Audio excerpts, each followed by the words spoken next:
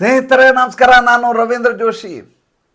ನೋಡಿ, ಕೇವಲ ಒಂದು 6 ತಿಂಗಳ ಹಿಂದೆ ಅಂದರೆ 2024ರಲ್ಲಿ ಇವರೆಲ್ಲ ಎಷ್ಟು ಉರವಣಿಗೆಯನ್ನು ಮಾಡಿದರು ಅಂದರೆ, ಯಾವ ರೀತಿ ಆಟಾಟೋಪವನ್ನು ಮಾಡ್ತಾಯಿದ್ರು ಅಂದರೆ, ತಮಗೆ ತಾವೇ ದೊಡ್ಡ ತುರ್ರಮ್ ಖಾನ್ ಅಂತ ಅಂದ್ಕೊಂಡಿದ್ರು, ತಮಗೆ ತಾವೇ ತೀಸ್ಮಾರ್ ಖಾನ್ ಅಂದ್ಕೊಂಡ್ಬಿಟ್ಟಿದ್ರು. ಇವರ ವಿನಃ ರಾಜಕೀಯವೇ ಇಲ್ಲ, ತಮ್ಮೆದುರಿಗಿರೋರೆಲ್ಲ ಶೂನ್ಯ, ತಾವು ಏನು ಹೇಳ್ತೀವೋ ಅದೇ ನಡೆಯುತ್ತೆ ಅನ್ನುವಂಥ ಅಹಂಕಾರದಿಂದ ಮೆರಿತಾ ಇದ್ರು. ಕಾಲಾಯ ತಸ್ಮೈ ನಮಃ ಅಂತಾರೆ. ನೋಡ್ತಾ ಸ್ಥಿತಿ ಹೇಗೆ ಬಂದಿದೆ ಅಂದರೆ, ಈ ವರ್ಷ 2025ನೇ ವರ್ಷ ಮುಗಿಯುವ ಹೊತ್ತಿಗೆ ಇವರ ಸಂಪೂರ್ಣ ಭವಿಷ್ಯ ಅಂಧಕಾರ ಆಗುವ ಸಾಧ್ಯತೆ ಇದೆ. ಖಗ್ರಾಸ್ ಗ್ರಹಣ ಇವರ ಬದುಕಿನಲ್ಲಿ, ರಾಜಕೀಯ ಬದುಕಿನಲ್ಲಿ ಕಾಣುವಂಥ ಲಕ್ಷಣಗಳು ಕಾಣಿಸ್ತಾ ಇದ್ದಾವೆ. ಒಂದೊಂದಾಗಿ ಹೇಳ್ತಾ ಹೋಗ್ತೀನಿ, ನಿಮಗೆ ಅವಾಗ ಸ್ಪಷ್ಟವಾಗಿ ಗೊತ್ತಾಗತ್ತೆ. ಇವರ ಬಗ್ಗೆ ಈಗಾಗಲೇ ನಿಮಗೆ ಗೊತ್ತಿದೆ, ಆದರೆ ಮುಂದೆ ನಡೆಯುವಂಥ ವಿದ್ಯಮಾನವನ್ನು ಹೇಳ್ತೇನೆ. ಹಳೆಯ ವಿಚಾರವನ್ನು ಹೇಳಿ ಚರ್ವಿತ ಚರ್ವಣವನ್ನು ತಮ್ಮೆದುರಿಗೆ ಪ್ರಸ್ತುತಪಡಿಸೋದಿಲ್ಲ. ಇವರ ಸ್ಥಿತಿ ಹೇಗೆ ಧೋಬಿಕ ಕುತ್ತ ನ ಘರ್ಕ ನ ಘಾಟ್ಕ ಅನ್ನೋ ಹಾಗಾಗಿದೆ ಅನ್ನೋದನ್ನು ಹೇಳ್ತೇನೆ. ಮೊದಲನೇದಾಗಿ ಉದ್ಧವ್ ಠಾಕ್ರೆ ಊರಿದಷ್ಟು ಬಹುಶಃ ಮಹಾರಾಷ್ಟ್ರದ ರಾಜಕಾರಣದಲ್ಲಿ ಯಾರೂ ಊರಿದಿಲ್ಲ. ಶರದ್ ಪವಾರ್ ದುರಹಂಕಾರದ ಪರಾಕಾಷ್ಠೆಯಲ್ಲಿದ್ದರು, ಹೌದು, ಆದರೆ ಆತ ರಾಜಕೀಯವನ್ನು ಬದುಕಿನ ಭಾಗವನ್ನಾಗಿ ತೆಗೆದುಕೊಂಡು ಇಡೀ ಜೀವನವನ್ನು ರಾಜಕೀಯವನ್ನೇ ಮಾಡಿದ್ದು. ಆದರೆ ಉದ್ಧವ್ ಠಾಕ್ರೆ ಹಾಗಲ್ಲ. ಉದ್ಧವ್ ಠಾಕ್ರೆಗೆ ರಾಜಕೀಯ ಅನ್ನೋದು ಪಿತ್ರಾರ್ಜಿತ ಆಸ್ತಿ. ಅದು ಪಿತ್ರಾರ್ಜಿತ ಆಸ್ತಿ ಆಗಿರುವುದರಿಂದ ಉಳಿದವರೆಲ್ಲ ಈತ ಹೇಳಿದ ಹಾಗೆ ಕೇಳ್ಕೊಂಡಿರ್ಬೇಕು ಅನ್ನುವಂಥ ಮನಸ್ಥಿತಿಯಲ್ಲಿದ್ದಂಥ ಮನುಷ್ಯ. ಆತನಿಗೆ ಸೊಪ್ಪು ಹಾಕಿದವರು ಇದೇ ಶರದ್ ಪವಾರು, ಇದೇ ಸಂಜಯ್ ರಾವತ್ತು, ಇದೇ ಕಾಂಗ್ರೆಸ್ನವರು. ತನ್ಮೂಲಕ ನಡೆದಂಥ ವಿದ್ಯಮಾನ ನಿಮಗೆ ಗೊತ್ತಿದೆ. ಅದ್ರ ಬಗ್ಗೆ ಈಗ ಚರ್ಚೆ ಬೇಡ. ಈಗ ಮುಂದೆ ನಡೆಯುವ ವಿದ್ಯಮಾನ ಹೇಳೋಣ. ಈಗ ಹಾಲಿ ಇವರ ಬಳಿ ಶಿವಸೇನೆಯ ಲಾಂಛನ ಚಿಹ್ನೆ ಇಲ್ಲ, ಇವರ ಹೆಸರಿಗೆ ಪಕ್ಷ ಇಲ್ಲ, ಮೂಲ ಪಕ್ಷ ಇಲ್ಲ ಇವರಿಗೆ. ಮೂರನೇದಾಗಿ ಇವರ ಬಳಿ ಶಾಸಕ ಬಲವಿಲ್ಲ. ನಾಲ್ಕನೇದು, ಈಗ ಇರುವಂಥ ಸಂಸತ್ ಸದಸ್ಯರು ಇವರನ್ನು ಬಿಟ್ಟು ಹೋಗುವಂಥ, ಯಾವುದೇ ಕ್ಷಣದಲ್ಲಿ ಬಿಟ್ಟು ಹೋಗುವಂಥ ಸಾಧ್ಯತೆ ದಟ್ಟವಾಗಿ ಗೋಚರಿಸ್ತಾ ಇದೆ. ಯಾವ 272ರ ಅಂಕಿಯನ್ನು, ಮ್ಯಾಜಿಕ್ ನಂಬರನ್ನು ನರೇಂದ್ರ ಮೋದಿ ಅವರು ತಲುಪಬೇಕು ಬಹುಮತಕ್ಕೆ, ಆ ಮ್ಯಾಜಿಕ್ ನಂಬರ್ಗೆ ಇವರು ಕೂಡ ಸೇರ್ಪಡೆ ಆದರೆ ಅಚ್ಚರಿ ಪಡಲೇಬೇಕಾಗಿಲ್ಲ. ಈಗಾಗಲೇ ಒಂದು ಕಡೆ ಚಂದ್ರಬಾಬು ನಾಯ್ಡು, ಇನ್ನೊಂದು ಕಡೆ ನಿತೀಶ್ ಕುಮಾರ್ ಸೇರಿ ಬಹುಮತದ ಸರ್ಕಾರ ಇದೆ, ಅದು ಬೇರೆ ವಿಚಾರ. ಆದರೆ ಯಾವ ಉದ್ಧವ್ ಠಾಕ್ರೆ ಬಣ ಇದೆ ಅದು ಕೂಡ ನರೇಂದ್ರ ಮೋದಿ ಅವರಿಗೆ ಬೆಂಬಲವನ್ನು ಘೋಷಿಸಿದರೆ ಅಚ್ಚರಿ ಪಡಬೇಕಾಗಿಯೇ ಇಲ್ಲ. ಉದ್ಧವ್ ಠಾಕ್ರೆ ಈಗ ಕೊನೆಯ ಅಂಕ, ಅವರು ನಾಟಕ ಕಂಪನಿಯ ಕೊನೆಯ ಅಂಕ. ಈಗ ಅವರ ಕಣ್ಣೆದುರಿಗಿರೋದು ಮಾರ್ಚ್ ಏಪ್ರಿಲ್ ನಡೆಯುವಂಥ ಬೃಹನ್ ಮುಂಬೈ ನಗರ ಪಾಲಿಕೆಯ ಚುನಾವಣೆ. ಕಳೆದ 2 ದಶಕಗಳಿಂದ ಇವರ ಹಿಡಿತದಲ್ಲಿದೆ ಬೃಹನ್ ಮುಂಬೈ ನಗರ ಪಾಲಿಕೆ. ಬೃಹನ್ ಮುಂಬೈ ನಗರ ಪಾಲಿಕೆಯ ದುಡ್ಡಿನಲ್ಲಿಯೇ ಇವರು ಇಷ್ಟು ವರ್ಷ ರಾಜಕಾರಣ ಮಾಡ್ಕೊಂಡ್ಬಂದಿರೋದು. ನಿಮಗೆ ಹಳೆಯ ಸಂಚಿಕೆಯಲ್ಲಿ ಹೇಳಿದ್ದೆ, ಬೃಹನ್ ಮುಂಬೈ ನಗರ ಪಾಲಿಕೆಯಲ್ಲಿ ಗೆಲ್ಲುವಂಥ ಕಾರ್ಪೊರೇಟ್ರು ನಮ್ಮ ಯಾವುದೇ ರಾಜ್ಯದ 4 ಶಾಸಕರಿಗೆ ಸರಿಸಮನಾಗಿರ್ತಾರೆ. ಅಂಥ ದೊಡ್ಡ ಮೊತ್ತದ ವ್ಯವಹಾರ ನಡೆಯುವಂಥದ್ದು ಅದು. ಯಾವುದೇ ರಾಜ್ಯದ ಆಯವ್ಯಯಕ್ಕೆ 3-4 ಪಟ್ಟು ದೊಡ್ಡದಾದಂಥ ಆಯವ್ಯಯ ಇರುವಂಥ ನಗರ ಅದು. ಹೀಗಾಗಿ ಈ ಬರುವಂಥ ಚುನಾವಣೆ, ಮೊನ್ನೆ ಹೇಳಿದೆ ನಾನು, ಮಾತುಶ್ರೀಯಲ್ಲಿ ಸಭೆ ನಡೀತು, ಸಂಜಯ್ ರಾವತ್ಗೆ ಸರಿಯಾಗಿ ಎಲ್ಲಿ ಇಡಬೇಕು ಅಲ್ಲೆಲ್ಲ ಇಟ್ಟಿದ್ದಾರೆ ಅಂತೆಲ್ಲ ಹೇಳಿದೆ. ಈಗ ಉದ್ಧವ್ ಠಾಕ್ರೆ ಸ್ಥಿತಿ ಹೇಗಿದೆ ಅಂತಂದರೆ, ತಾನು ಹಿಂದುತ್ವದ ಅಸ್ಮಿತೆಯನ್ನಾಗಿ ತನ್ನನ್ನು ತಾನು ತೋರಿಸಿಕೊಡ್ಬೇಕು ಅಥವಾ ಮುಸಲ್ಮಾನರನ್ನು ಓಲೈಸಿಕೊಂಡು ಅವರ ಮತಗಳನ್ನು ಕೇಳಬೇಕು ಅನ್ನುವುದು ತಿಳಿಯಲಾರದಂಥ ತಥೋಭ್ರಷ್ಟ ಸ್ಥಿತಿಯಲ್ಲಿದ್ದಾರೆ. ಇವರ ಶಿವಸೈನಿಕರು ಹೇಳೋದು, ಇವರ ಕಾರ್ಪೊರೇಟರ್ಗಳು ಹೇಳೋದೇನಪ್ಪ ಅಂತಂದರೆ, ನಾವು ಹಳೆಯ ನಮ್ಮ ವಿಚಾರಧಾರೆಗೆ ಹೋಗದೆ ಹೋದರೆ ಈ ಬಾರಿ ಗೆಲ್ಲಲಿಕ್ಕೆ ಸಾಧ್ಯವೇ ಇಲ್ಲ ಅಂತ ಅವರಿಗೆ ಸ್ಪಷ್ಟವಾಗಿ ಮನವರಿಕೆ ಆಗಿದೆ. ತಮ್ಮ ವಾರ್ಡ್ಗಳಿಗೆ ಹೋಗಿ ಮತ ಕೇಳಬೇಕು ಅಂದರೆ ಹಿಂದುತ್ವದ ಹೆಸರಿನಲ್ಲಿ ಹೋಗಬೇಕು. ನಾವು ಮುಸಲ್ಮಾನರ ಮತ ಕೇಳಿದ್ರೆ ಅವರು ನಮಗೆ ಈ ಮತ ಹಾಕಲಾರದ ಸ್ಥಿತಿಯಲ್ಲಿದ್ದಾರೆ. ಎರಡನೇದು ಇನ್ನೊಂದು ಸಮಸ್ಯೆ ಇದೆ ಉದ್ಧವ್ ಠಾಕ್ರೆಗೆ. ಏನು, ಈ ಕಡೆ ಶರದ್ ಪವಾರ್ ಇವರು ಕೈ ಬಿಟ್ಟಿದ್ದಾರೆ, ಯಾಕೆಂದರೆ ಇವರಿಂದ ಯಾವುದೇ ಲಾಭ ಇಲ್ಲ. ಆ ಕಡೆ ಕಾಂಗ್ರೆಸ್ಸು ಸ್ವತಂತ್ರವಾಗಿ ತನ್ನ ಪಾಡಿಗೆ ತಾನು ಮಹಾರಾಷ್ಟ್ರದಲ್ಲಿ ತನ್ನ ಚಟುವಟಿಕೆಗಳನ್ನು ಮಾಡಿಕೊಂಡಿದೆ. ಯಾವ ಮಹಾವಿಕಾಸ್ ಅಘಾಡಿ ಅಂತಿತ್ತೋ ಆ ಅಘಾಡಿ ಈಗ ಅಸ್ತಿತ್ವದಲ್ಲಿಯೇ ಇಲ್ಲ. ಹೀಗಾಗಿ 2025ರ ಕೊನೆಯ ಹೊತ್ತಿಗೆ ಉದ್ಧವ್ ಠಾಕ್ರೆಯ ಭವಿಷ್ಯ ಹೇಗಿರುತ್ತೆ ರಾಜಕೀಯವಾಗಿ ಅನ್ನೋದು ಸ್ಪಷ್ಟವಾಗಿ ಗೊತ್ತಾಗತ್ತೆ. ಈಗಿರುವ ಪ್ರಕಾರ ಖಗ್ರಾಸ್ ಗ್ರಹಣ ಅಂತೂ ಸ್ಪಷ್ಟವಾಗಿ ಗೋಚರ ಆಗ್ತಾ ಇದೆ.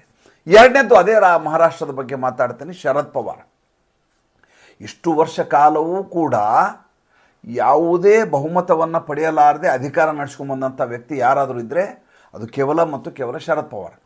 ಶರದ್ ಪವಾರ್ ಒಬ್ಬ ರಾಜಕಾರಣಿ ಅನ್ನೋದಕ್ಕಿಂತ ಹೆಚ್ಚಾಗಿ ಒಬ್ಬ ದೊಡ್ಡ ವ್ಯಾಪಾರಿ ಅಂತ ನೀವು ಹೇಳಬೇಕು.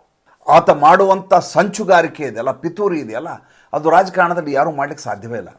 ಈತ ಹೊರಗೆ ಬಂದದ್ದೇ ಕಾಂಗ್ರೆಸ್ಸಿನಲ್ಲಿ ಸೋನಿಯಾ ಗಾಂಧಿ ವಿದೇಶಿ ಆಕೆ ಇಟ್ಕೊಂಡು ನಾವು ಆಕೆ ರಾಷ್ಟ್ರೀಯ ಅಧ್ಯಕ್ಷ ಆದ್ರೆ ಆಗೋಲ್ಲ ಅಂತ ಜಗಳ ತಕ್ಕೊಂಡು ಹೊರಗೆ ಬಂದಂಥ ಮನುಷ್ಯ ಈತ.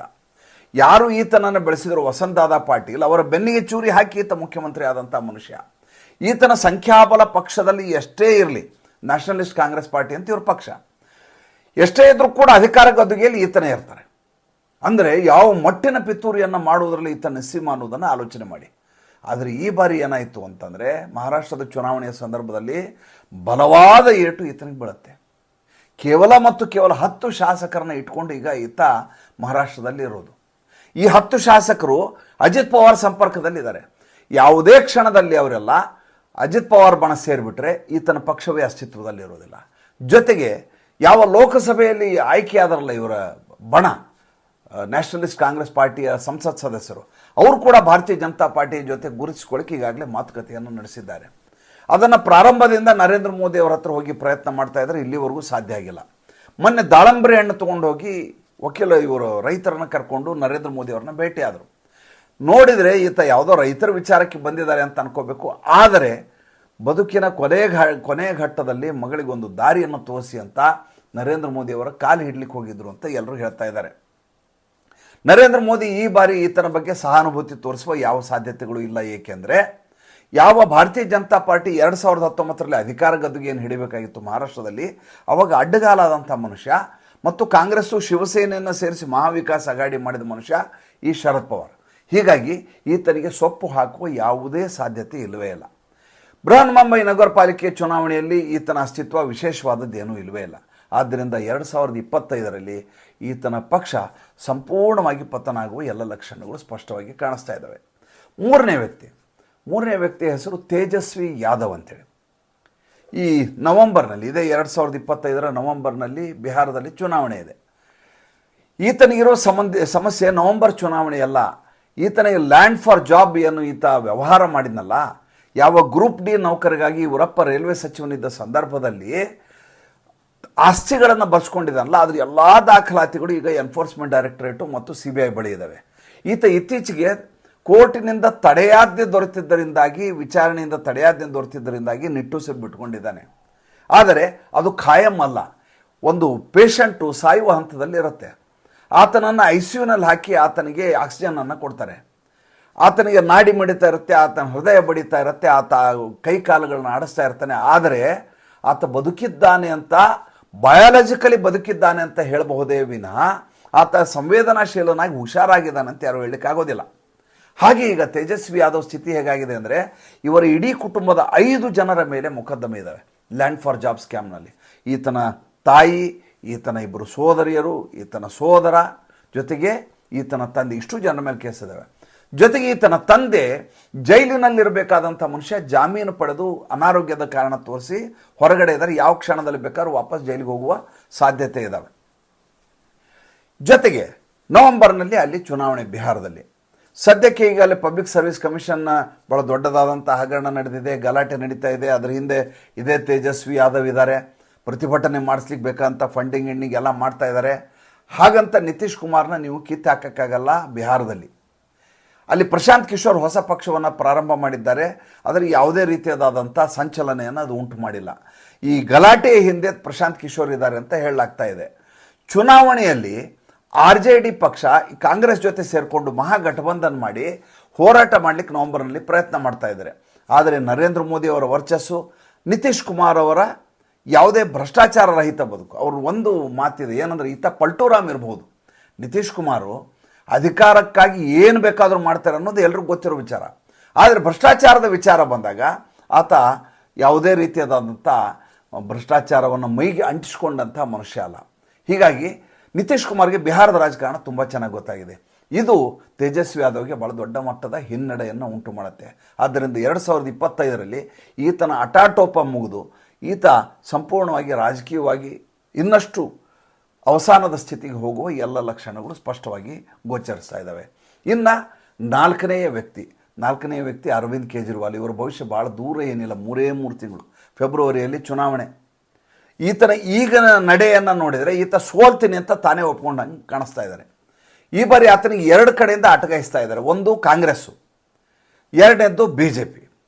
ಕಾಂಗ್ರೆಸ್ಸು ಮೊದಲೇ ಬಾರಿಗೆ ಈತನಿಗೆ 2013ರಲ್ಲಿ ಆಕ್ಸಿಜನ್ ಕೊಡ್ತೀವಿ.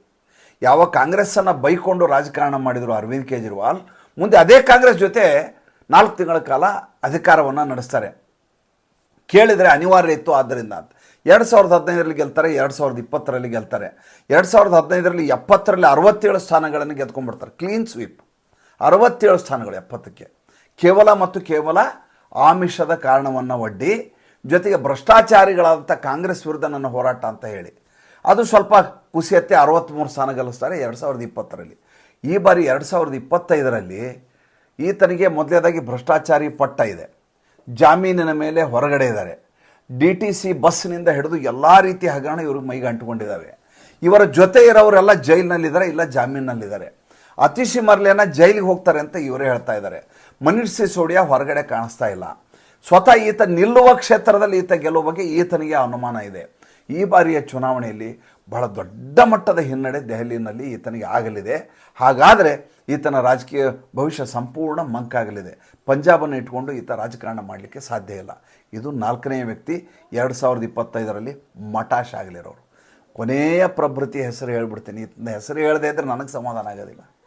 ಯಾಕೆಂದರೆ ಈತನ ಮೇಲೆ ಇರುವಷ್ಟು ಮೊಕದ್ದಮೆಗಳು ಮತ್ತು ಈತನನ್ನು ಸ್ವತಃ ಕೇಂದ್ರ ಸರ್ಕಾರ ಬಚಾವಾಗ್ತಾ ಇರೋ ರೀತಿಯನ್ನು ನೋಡಿದರೆ 2025ರಲ್ಲಿ ಆ ದೇವರೇ ಬಂದರೂ ಈತನ ರಕ್ಷಿಸಲಿಕ್ಕೆ ಸಾಧ್ಯ ಇಲ್ಲ. ಆತನ ಹೆಸರು ರಾಹುಲ್ ಗಾಂಧಿ. ರಾಹುಲ್ ಗಾಂಧಿಗೆ 2 ಕೋರ್ಟಿನಿಂದ ಈಗಾಗಲೇ ಆರ್ಡರ್ ಬಂದಿದೆ ಕೇಂದ್ರ ಸಚಿವಾಲಯಕ್ಕೆ. ಒಂದು ಅಲಹಾಬಾದ್ ಹೈಕೋರ್ಟಿನ ಲಖನೌ ಬೆಂಚ್, ಅಲ್ಲಿ ಡೈರೆಕ್ಟರೇಟ್ ಆಫ್ ಸಿಟಿಜನ್ಶಿಪ್ ಮತ್ತು ಕೇಂದ್ರ ಗೃಹ ಸಚಿವಾಲಯಕ್ಕೆ ಪತ್ರ ಬರೆದು ಈತನ ನಾಗರಿಕತೆಯ ಬಗ್ಗೆ ಸ್ಪಷ್ಟತೆಯನ್ನು ಕೊಡಿ ಅಂತ ಕೇಳಿದ್ದಾರೆ. ಎರಡನೇದು ಸುಬ್ರಹ್ಮಣ್ಯ ಸ್ವಾಮಿ ದಿಲ್ಲಿಯ ಹೈಕೋರ್ಟ್ನಲ್ಲಿ ಹಾಕಿರುವಂಥ ಪ್ರಕರಣ. ಆ ಪ್ರಕರಣದಲ್ಲಿ ಕೂಡ ಕೇಂದ್ರ ಗೃಹ ಸಚಿವಾಲಯದಿಂದ ಮಾಹಿತಿಯನ್ನು ಕೇಳಿದೆ. ಒಂದು ಎಷ್ಟೇ ವಿಳಂಬ ಮಾಡಿದರೂ ಕೇಂದ್ರ ಗೃಹ ಸಚಿವಾಲಯ ಉತ್ತರವನ್ನು ಕೊಡಲೇಬೇಕು ಇವತ್ತೆಲ್ಲ ನಾಳೆ. ಬಹುಶಃ ನಾವು ಅಂದುಕೊಂಡ ಮಟ್ಟಿಗೆ ಇದೊಂದು ರಾಜಕೀಯ ಬೆಳವಣಿಗೆ. ಈತನನ್ನು ಇದ್ದಷ್ಟು ಕಾಲ ಇಟ್ಕೋಬೇಕು, ಇದನ್ನು ಒಂದು ಬ್ರಹ್ಮಾಸ್ತ್ರವಾಗಿ ಬಳಸಬೇಕು.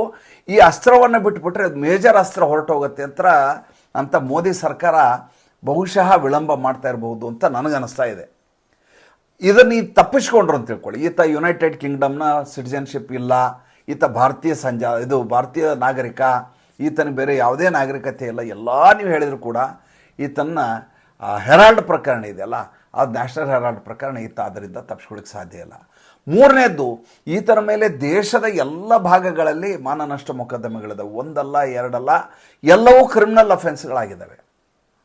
ಹೀಗಾಗಿ ಈತನ ಜೊತೆಗೆ ಈತ ಸಕಾರಾತ್ಮಕವಾದಂಥ ನಡೆಯನ್ನು ತೋರಿಸಿ ಕಳೆದ 5.5 ತಿಂಗಳಲ್ಲಿ ಒಬ್ಬ ವಿಪಕ್ಷ ನಾಯಕನಾಗಿ ತನ್ನನ್ನು ತಾನು ಬಿಂಬಿಸಿಕೊಳ್ಳಿಕ್ಕೆ ಈತನಿಗೆ ಸಾಧ್ಯವೇ ಆಗಲಿಲ್ಲ.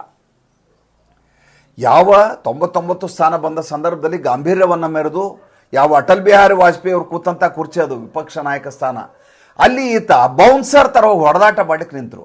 ಮೊನ್ನೆ ಆತ ಪ್ರತಾಪ್ ಸಾರಂಗಿ ಸ್ಟೇಟ್ಮೆಂಟ್ ಕೊಟ್ಟಿದ್ದಾರೆ. ಆ ಸ್ಟೇಟ್ಮೆಂಟ್ನಿಂದ ಈತ ಜೈಲಿಗೆ ಹೋಗ್ತಾನೆ. ಪ್ರತಾಪ್ ಸಾರಂಗಿ ಹೇಳ್ತಾರೆ, ರಾಹುಲ್ ಗಾಂಧಿ ಬಂದ ರೀತಿ ಹೇಗಿತ್ತು ಅಂತಂದರೆ, ಒಬ್ಬ ಬೌನ್ಸರ್ ಬಂದು ನಮ್ಮನ್ನು ಗುದ್ದಲಿಕ್ಕೆ ಯಾವ ರೀತಿ ಬರ್ತಾರೆ ಆ ರೀತಿ ಬಂದು ನಮ್ಮ ಮೇಲೆ ದಾಳಿ ಮಾಡಿದರು ಅಂತ. ಇದೇ ಹೇಳಿಕೆಯನ್ನು MLC-ನಲ್ಲಿ ಕೊಟ್ಟಿರ್ತಾರೆ ಅವರು. ಮೆಡಿಕೋ ಲೀಗಲ್ ಕೇಸ್ ಆದಾಗ ಇದೇ ಹೇಳಿಕೆಯನ್ನು ಅವ್ರು ಕೊಡಬೇಕು. ಅಲ್ಲಿ ಬೇರೆ ಹೇಳಿಕೆ, ಇಲ್ಲೇ ಬೇರೆ ಹೇಳಿಕೆ ಕೊಡೋಕ್ಕಾಗೋದಿಲ್ಲ. ಯಾಕೆ ಕೋರ್ಟ್ನಲ್ಲಿರುವಂಥ ಮೊಕದ್ದಮೆ. ಅಟೆಂಪ್ಟ್ ಟು ಮರ್ಡರ್ ಕೇಸು 5 ಸೆಕ್ಷನ್ನಲ್ಲಿ ಇವ್ರ ಮೇಲೆ ಕೇಸ್ ಹಾಕಲಾಗಿದೆ. ಒಂದು ಕಡೆ ನ್ಯಾಷನಲ್ ಹೆರಾಲ್ಡು, ಮತ್ತೊಂದು ಕಡೆ ಸಿಟಿಜನ್ಶಿಪ್ಪು, ಸಾವರ್ಕರ್ ಅವರ ಮಾನನಷ್ಟ ಮೊಕದ್ದಮೆ, ಮೈತುಂಬ ಕೇಸುಗಳು ಅಂಟುಕೊಂಡಿದ್ದಾವೆ. ರಾಜಕೀಯವಾಗಿ ಈತ ಮತ್ತೆ ಉಚ್ಛ್ರಾಯ ಸ್ಥಿತಿಗೆ ಬರುವಂಥ ಯಾವುದೇ ಕ್ಷೇತ್ರಗಳು ಈತನಿಗಿಲ್ಲ. ಮಹಾರಾಷ್ಟ್ರದ ಚುನಾವಣೆ ಗೆಲ್ಲಕ್ಕಾಗೋದಿಲ್ಲ. ಬಿಹಾರದಲ್ಲಿ ಈತ ಎಂದಿದ್ರೂ ಸ್ವತಃ RJD ಗೆದ್ದರೂ ಈತ 2ನೇ ಸ್ಥಾನ. ಅದಾದಮೇಲೆ ಪಶ್ಚಿಮ ಬಂಗಾಳದಲ್ಲಿ ಈತ ಗೆಲ್ಲಕ್ಕೆ ಸಾಧ್ಯ ಆಗೋದಿಲ್ಲ. ಉತ್ತರ ಪ್ರದೇಶದಲ್ಲಿ ಅಸ್ತಿತ್ವವೇ ಇಲ್ಲ. ಉತ್ತರಾಖಂಡದಲ್ಲಿ ಈತನಿಗೆ ಪಕ್ಷವೇ ಬೆಂಬಲದಲ್ಲಿಲ್ಲ. ಹೇಳ್ತಾ ಹೋದರೆ ಎಲ್ಲಿಯೂ ಯಾವ ರಾಜ್ಯದಲ್ಲಿಯೂ ಈತನಿಗೆ ಭವಿಷ್ಯವಿಲ್ಲ. ಆದ್ದರಿಂದ ಖಗ್ರಾಸ ಗ್ರಹಣ ಯಾವುದಾದ್ರೂ ಇದ್ದರೆ ಅದು ರಾಹುಲ್ ಗಾಂಧಿಗೆ. 2025ರ ಸಂದರ್ಭದಲ್ಲಿ ಇವತ್ತಿನ ವಿಡಿಯೋವನ್ನು ಇಟ್ಕೊಂಡು ಡಿಸೆಂಬರ್ನಲ್ಲಿ, ಮುಂದಿನ ವರ್ಷ ಡಿಸೆಂಬರಲ್ಲಿ ಒಂದು ಸಲ ಅವಲೋಕನ ಮಾಡಿ ನೋಡಿ, ಟ್ಯಾಲಿ ಮಾಡಿ ನೋಡಿ, ತಾಳೆ ಹಾಕಿ ನೋಡಿ. ನಾನು ಹೇಳಿರೋ ಮಾತು ನಿಜಾನ ಅಲ್ವಾ ತಮಗೆ ಸ್ಪಷ್ಟ ಆಗುತ್ತೆ. ಸಂಚಿಕೆ ಇಷ್ಟ ಆಗಿದ್ದರೆ ಲೈಕ್ ಮಾಡಿ, ಫಾಲೋ ಮಾಡಿ, ಶೇರ್ ಮಾಡಿ. ದಯವಿಟ್ಟು ನಮ್ಮ ಮುಕ್ತ ಪತ್ರಿಕೋದ್ಯಮಕ್ಕೆ ಆರ್ಥಿಕವಾಗಿ ಬೆಂಗಾವಲಾಗಿ ಸಬ್ಸ್ಕ್ರೈಬ್ ಬಟನ್ ಇದೆ, ಒಂದು ಸ್ವಲ್ಪ ಪ್ರೆಸ್ ಮಾಡಿ. ಪಕ್ಕದಲ್ಲಿ ಒಂದು ಬೆಲ್ ಐಕನ್ ಇದೆ, ಅದನ್ನು ಪ್ರೆಸ್ ಮಾಡಿದರೆ ನಮ್ಮ ನೋಟಿಫಿಕೇಷನ್ ಬರ್ತವೆ. ಭಾಳಷ್ಟು ಜನ ಹೇಳ್ತಾರೆ ನಮಗೆ ವಿಡಿಯೋ ಬಂದದ್ದೇ ಗೊತ್ತಾಗೋದಿಲ್ಲ ಅಂತಾರೆ. ನನಗೆ ಭಾಳ ಆಶ್ಚರ್ಯ ಆಗುತ್ತೆ. ಯಾಕೆಂತಂದರೆ ಇದಕ್ಕಾಗಿ ದುಡ್ಡನ್ನು ವ್ಯಯಿಸಬೇಕಾಗಿಲ್ಲ. ಒಂದು ಲೈಕ್ ಬಟನ್ ಒತ್ತೋದು, ಇನ್ನೊಂದು ಅಲ್ಲಿ ಸಬ್ಸ್ಕ್ರೈಬ್ ಬಟನ್ ಒತ್ತೋದು, ಪಕ್ಕದಲ್ಲಿ ಬೆಲ್ ಐಕನ್ ಮಾಡಿದರೆ ಆಟೋಮೆಟಿಕ್ಕಾಗಿ ನಿಮಗೆ ನಮ್ಮ ವಿಡಿಯೋಗಳು ಬಂದದ್ದು ಅರ್ಥ ಆಗುತ್ತೆ, ಗೊತ್ತಾಗತ್ತೆ, ಮಾಹಿತಿ ಸಿಗತ್ತೆ. ಅಷ್ಟು ಸಣ್ಣ ಕೆಲಸವನ್ನು ಮಾಡುವ ಮೂಲಕ ನಮ್ಮ ಈ ಅಭಿಯಾನದ ಭಾಗವಾಗಲಿಕ್ಕೆ ಒಂದು ದೊಡ್ಡದಂಥ ಕೊಡುಗೆ ಅಂತ ನಾನು ಪರಿಭಾವಿಸ್ತೇನೆ. ಮತ್ತೆ ಮುಂದಿನ ಸಂಚಿಕೆಯಲ್ಲಿ ಮಾತಾಡ್ತೇನೆ. ದಯವಿಟ್ಟು ತಮ್ಮ ಅನಿಸಿಕೆಗಳನ್ನು ತಿಳಿಸಲಿಕ್ಕೆ ಮರಿಬೇಡಿ. ಪ್ರತಿಯೊಂದು ಕಮೆಂಟನ್ನು ನಾನು ಓದ್ತೇನೆ. ಉತ್ತರಿಸದೇ ಇರಬಹುದು, ಗಮನಿಸುವುದಂತೂ ಸ್ಪಷ್ಟ. ಮತ್ತೆ ಸಿಗ್ತೇನೆ. ನಮಸ್ಕಾರ.